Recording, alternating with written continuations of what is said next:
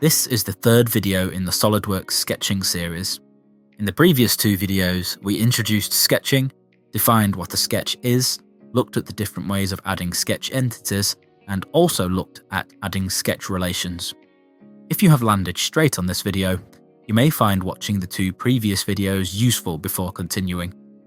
In this video, we will be covering dimensions. Adding dimensions in SolidWorks is achieved using the Smart Dimension tool, which can be found here on the Sketch menu. We haven't paid any attention to the size of the sketch so far, and that is because the dimensions that we add in are going to define the size for us. The important thing to understand at this point is that the first dimension I add will scale the overall sketch. So imagine that the ratio between all of the sketch entities is fixed. When that first dimension is added, all of the entities will scale in relation to that dimension. When dimensioning a line, a single click can be made, which will select either end of the line. The dimension will then be on the cursor and another click will place it. The Modify Dimension box then appears where a value can be entered. As a side note, the Modify Dimension box is effectively a calculator.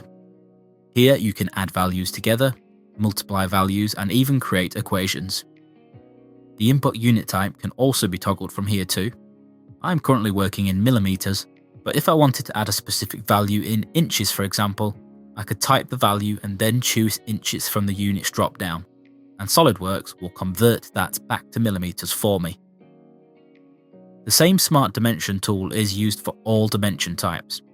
If I now want to add an angle dimension, I have to select the two entities that make up that angle.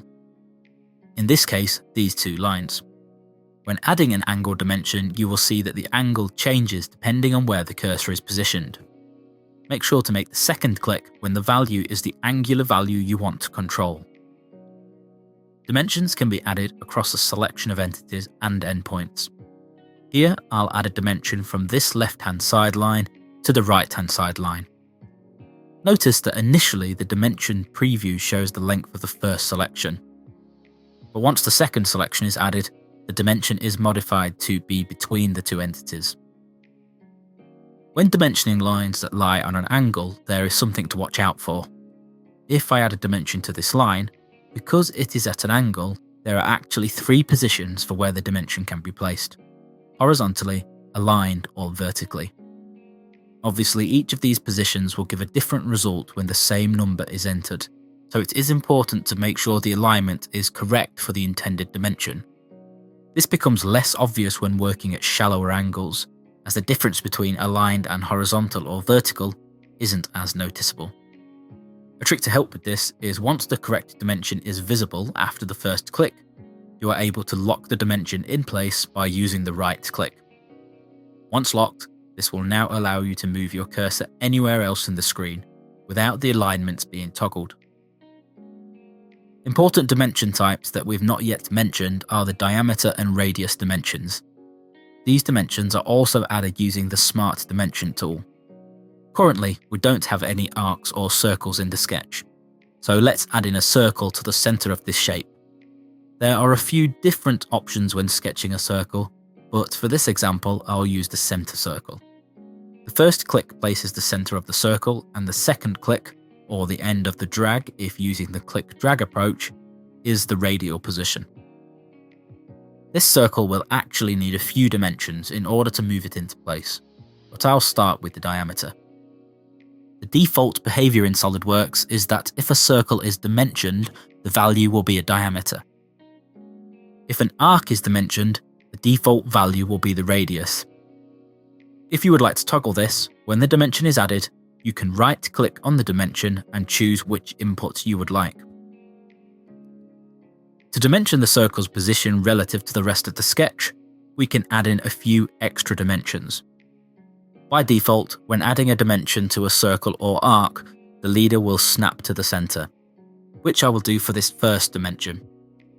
You can also add a dimension to the minimum or maximum of the arc too, and this is done by holding Shift when clicking on the circle or arc.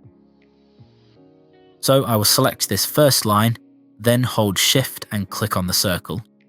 The position of this dimension can then be toggled on the Properties tab, under Leaders and Arc Condition. And that is our sketch completed. We are now able to modify dimensions and watch the sketch update parametrically. Understanding dimensions is a key element to creating well-constructed sketches. Because dimensions control the size of the sketch, there is an optimum amount required. Too few and the sketch will not have enough information. Too many and the sketch will error. We'll discuss this in the next video, which is the last in the sketching series, where we will look at the various states of definition of a sketch. So make sure to check that one out next. And if you need to create marketing material and assembly instructions, why not try Cadacio? Turn your SolidWorks files into interactive 3D presentations that you can share online. Sign up today and try for free at cadacio.com.